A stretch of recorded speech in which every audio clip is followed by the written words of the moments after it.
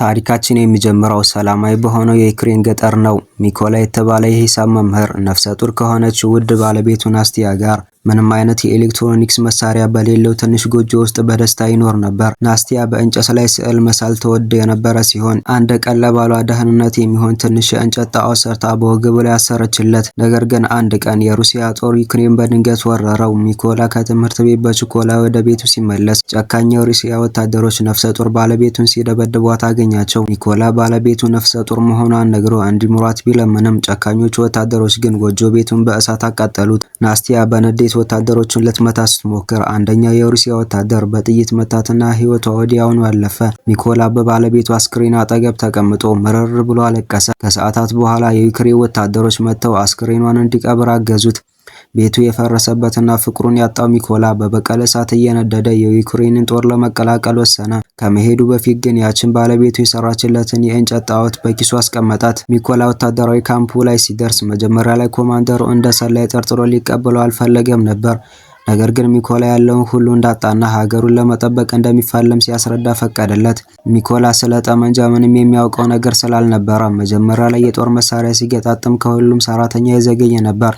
በመሆኑም ሌሎች ወታደሮች ይሳለቁበት ነበር። ነገር ግን እሱ የኮድ ስሙን ሬቨን ብሎ ሰይሞ ሌሎች ወታደሮች በሚተኙበት በዚያ ጨለማ ሌሊት እንኳን ብቻውን ጠንክሮ ይለማመድ ነበር። አንድ ቀን ኮማንደሩ የስናይፐር የደፈጣ ተኳሽ እጥረት እንዳለባቸው ሲናገር ሚኮላ እጁን አወጣ። ኮማንደሩ ሊፈትነው አስቦ ይህንን AK-47 በ20 ሰከንድ ውስጥ መግጠም አለብህ አለው። ሚኮላ ግን አይኑን በጨርቅ አስሮ መሳሪያውን በ18 ሰከንድ ብቻ ፍጹም በሆነ ፍጥነት ገጣጥሞ በማሳየት ሁሉንም አስገረመ። ስልጠናው ሲቀጥል አሮጌ ጠመንጃ ተሰጠው። በአንድ የሌሊት የተኩስ ፈተና ላይ ሌሎች ስናይፐሮች አሰልጣኙ በሩቅ የፈነዳውን የተኩስ ብርሃን አይተው ሲተኩሱ፣ ሚኮላ ግን የሂሳብ መምህር በመሆኑ በዚያች ቅጽበት የርቀቱን ስሌት በፍጥነት አሰላ። ሙሉ በሙሉ ጨለማ ሲሆን ተኩሶ ኢላማውን በትክክል መታ። ሁሉም በእሱ ብቃት ተደነቁ። የመጀመሪያ ተልዕኳቸው የሩሲያ ጦር የያዘውን ቼክ ፖይንት ማስለቀቅ ነበር።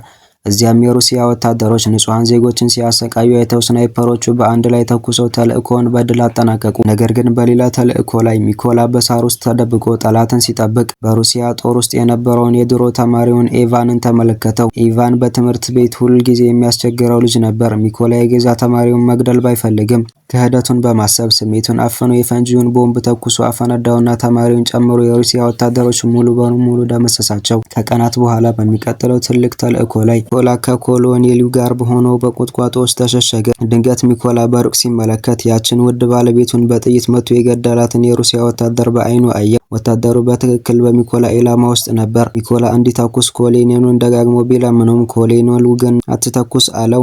ነገር ግን ሚኮላ የበቀል እሳቱ ስላቃጠለው ትዕዛዝ ጥሶ ወታደሩን መቶ ገደለው። ይህ የተኩስ ድምጽ ግን መሸሸጊያቸውን ለጠላት አሳወቀ። በዚህ ሰዓት የሩሲያ ጦር ምርጡ ስናይፐር ሳሪ የጦር መሪውን ኮሎኔሉን በጥይት መቶ ገደለው። ሚኮላ በሰራው ስህተት ኮሎኔሉ በመሞቱ እጅግ አዘነ።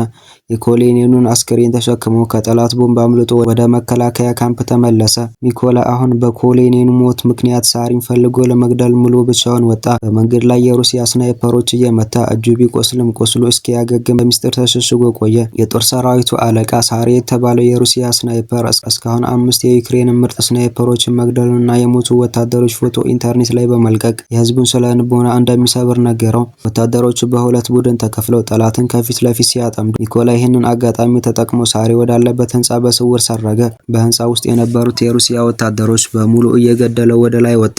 ሳሪ ግንኙነቱ መቋረጡን አውቆ ወደ ጣሪያው ሲወጣ መሬት ላይ የወደቀውን የሚኮላ ባለቤትን የእንጨት ጣዖት አሻንጉሊት አየው።